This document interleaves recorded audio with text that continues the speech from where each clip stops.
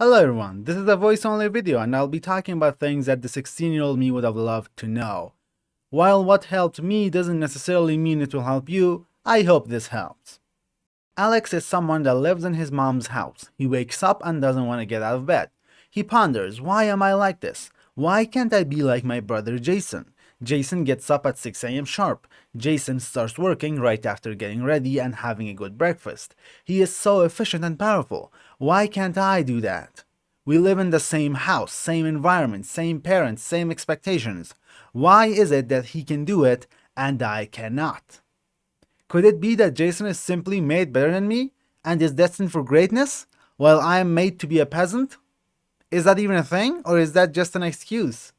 He ponders, but doesn't find an answer. I was Alex, I became Jason.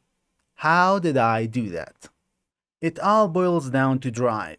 If you have drive, then no matter how long it takes, you will get it done.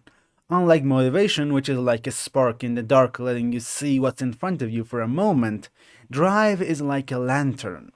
While it takes longer to make a lantern, once you have it, you're good to go. Just think about it. If a child really wants a toy and the parents tell him the only way to get it is to wash the breakfast dishes for a week, what do you think that child's gonna do? He's gonna wash the heck out of those dishes. But at the same time, his sister doesn't even want to get out of bed, let alone wash any dishes. Drive is a force, while motivation is but a flicker. You can't rely on a flicker to show you the way in the darkness.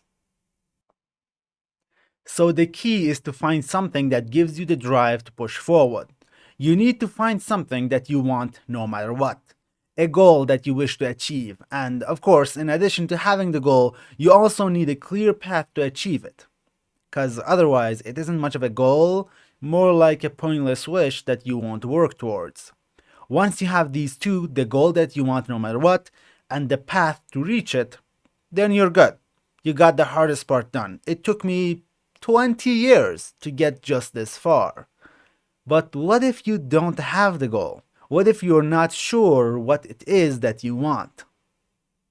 I would say go out there and see what others are doing. See what other people are up to. See what other people's goals are. I did this rather unintentionally when I got accepted into a big university and got to see all sorts of people. Up until I realized what I really wanted, I had just been wandering around aimlessly. But now I was laser focused. Nothing could stop me. That is until my body gave out on me because I overdid it. But that's beside the point. But it does let you see how much power this gives you. So much that you gotta be careful not to destroy yourself with it. When it comes to the path, make it as clear as possible. Convert it into small, manageable steps. For example, for the goal of cleaning up the entire house, you would break that into multiple smaller tasks of cleaning each room. And if you felt like that's still overwhelming, then you would break up only the first room, let's say the kitchen, into several smaller steps like washing the dishes or vacuuming the floor, and so on. Then you immediately start working on the first step before your brain finds a way to convince you not to do it. This way, the tasks will not overwhelm you and you hack at it, and before you even realize it, the house is clean, you can code in Python, and you just made your first damage calculator.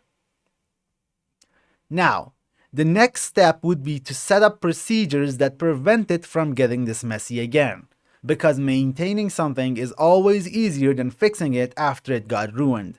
The same goes for your drive. If you maintain your drive, you won't have to reinitiate it.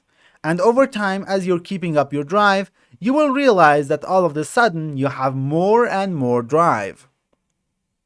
That's because tasks that once were difficult for you are now trivial as you've done them so many times. Just like walking. It was once a huge deal, but now you do it without even realizing how complex of a task it actually is. Of course, the information in this video isn't enough to get you to the destination, but I hope it is enough to get you moving. And that's what really matters. If you move a single step, that's already something to be celebrated. Because it doesn't matter how fast you're moving, the only way to lose is to stop moving forever.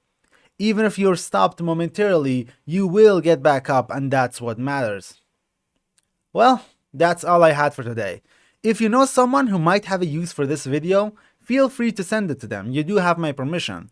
And with that, I hope to see you next time, and bye bye.